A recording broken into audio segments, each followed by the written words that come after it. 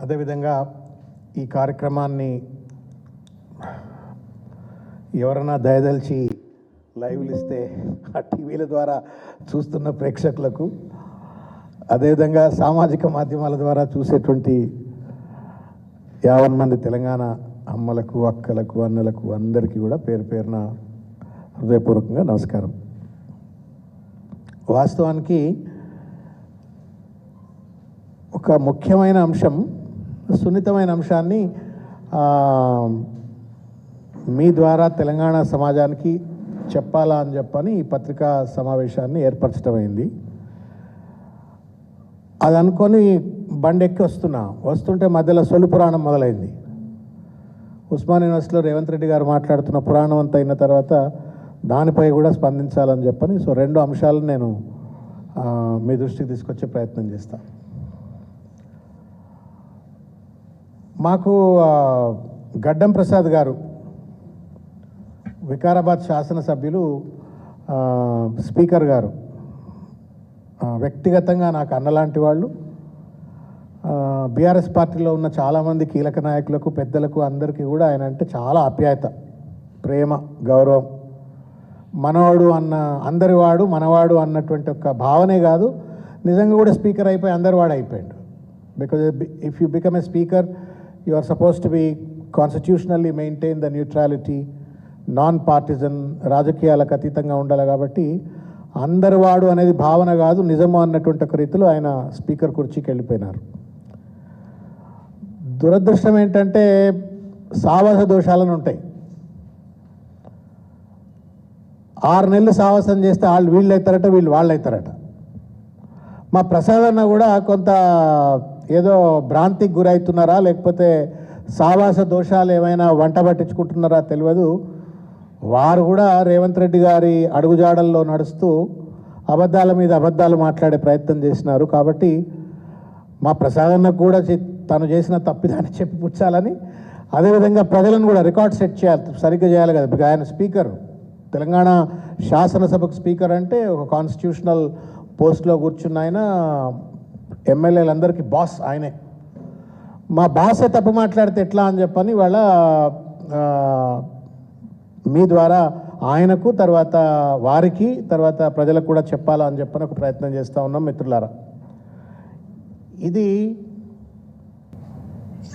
ఏంటంటే అన్ని హామీలు ఇచ్చినాం తెలియకుండా ఇచ్చినాం. ఏంటంటే కేసీఆర్ ఇంత అప్పు చేస్తాడు, ఇంత రాష్ట్రాన్ని దోసుకొని తినడాన్ని మాకు తెలియదు. అప్పుడు ఎలక్షన్ తర్వాత ప్రభుత్వం ఏర్పడ్డాక తెలిసింది 6,00,000 కోట్ల రూపాయలు అప్పు చేసిండు. ఎంత? 6,00,000 కోట్ల రూపాయలు అప్పు చేసిండు.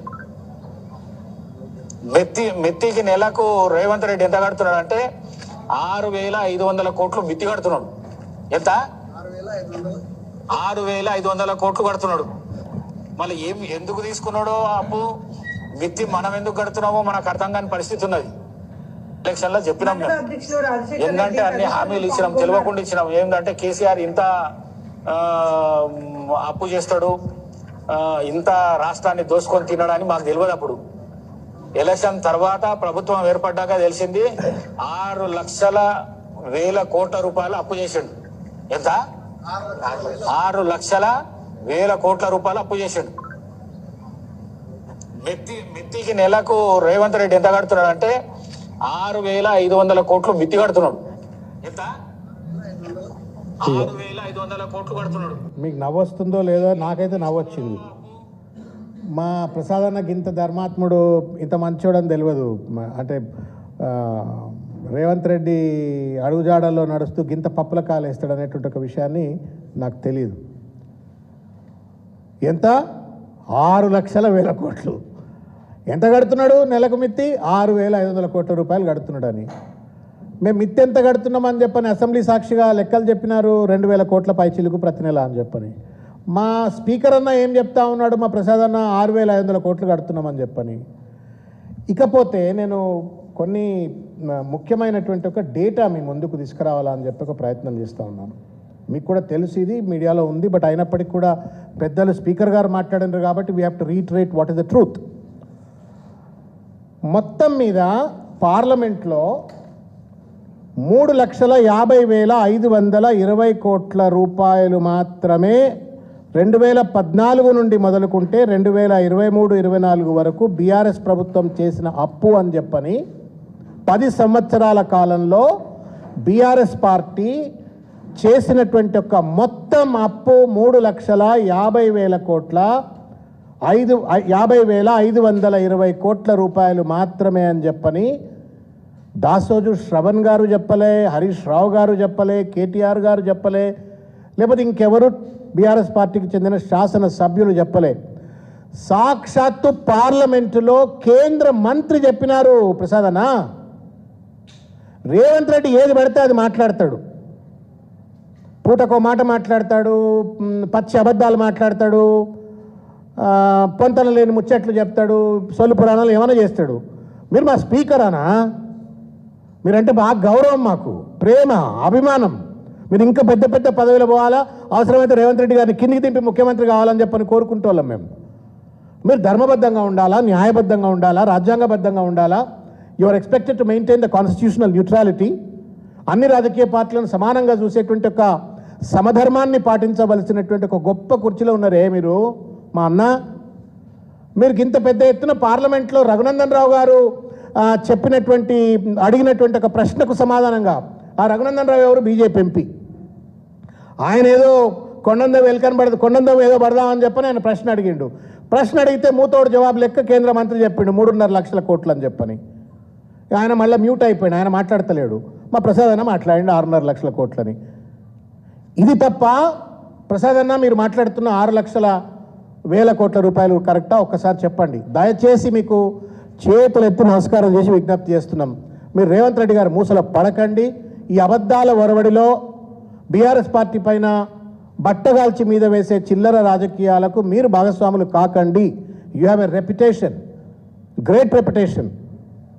You have a great reputation. ఒక మంచివాడిగా, మానవత్వం ఉన్నవాడిగా, ధర్మం ఉన్నవాడిగా మీకు మంచి రెప్యుటేషన్ ఉందన్నా. మీరంటే ప్రేమిస్తాం, మేము కూడా ప్రేమిస్తాం. అన్నిటికంటే మంచి మీరు స్పీకర్ కుర్చీలో కూర్చున్నారు, పెద్ద కుర్చీలో కూర్చున్నారు. కాబట్టి you are expected to behave like a speaker, but not as a speaker of Revanth Reddy, speaker of the assembly. కాబట్టి ఈ లెక్కలన్నీ కూడా మళ్ళా నేను ప్రసాద్ గారికి, గడ్డం ప్రసాద్ గారికి మీ ద్వారా చెప్తా ఉన్నాను. తప్పనిసరిగా ఒక లేఖ ద్వారా కూడా ఈ మొత్తం వివరాలన్నీ కూడా గడ్డం ప్రసాద్ గారికి నేను అందజేస్తాననే ఒక విషయాన్ని ఈ సందర్భంగా నేను తెలియజేస్తా ఉన్నాను.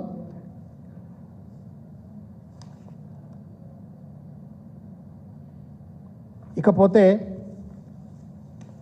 ఇంకొక ముఖ్యమైన విషయం, ఇది మా ప్రసాదన్న ముచ్చట. ప్రసాదన్న దయచేసి సరిదిద్దుకుంటాడని చెప్పని కోరుకుంటున్నా. సరిదిద్దుకోవాలి. Because you are our protector, you are the protector of the constitution. కాబట్టి మమ్మల్ని కాపాడాలన్నా, రాజ్యాంగాన్ని కాపాడాలన్నా మీరు సరిదిద్దుకోవాలా అని చెప్పని ఈ సందర్భంగా నేను చేతులెత్తి నమస్కారం చేసి వారికి విజ్ఞప్తి చేస్తూ